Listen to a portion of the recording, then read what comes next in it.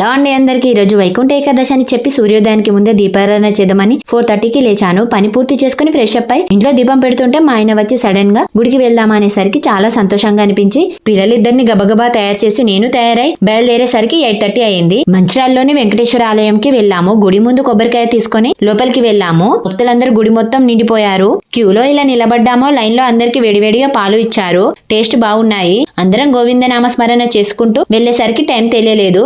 మహిషయ్యమ్మ కూడా గోవింద గోవింద అనుకుంటూ ఉన్నారు. తెర ద్వారా నుండి విష్ణుమూర్తి స్వరూపమైన వెంకటేశ్వర స్వామిని చూస్తుంటే నా కళ్ళల్లో ఆ మెరుపు, నా మనసులోని ఆనందం మాటల్లో చెప్పలేను. తర్వాత పక్కనే ఉన్న శివయ్యను దర్శనం చేసుకుని అలాగే అమ్మవారిని కూడా దర్శనం చేసుకుని తీర్థ ప్రసాదం తీసుకుని బయటికి వచ్చాము. స్తంభం ముందు దీపారాధన చేసి అక్కడ ఉన్న చిన్న చిన్న గుళ్ళను దర్శనం చేసుకుని అక్కడే కాసేపు కూర్చుందాం అనుకుంటే ప్లేస్ లేదు. అందుకే త్వరగానే బయటికి వచ్చాము. వచ్చే దారిలో పిల్లల కోసం వాటర్ మిలన్, కందికాయలు, కొన్ని ఫ్రూట్స్ తీసుకొని వచ్చాము.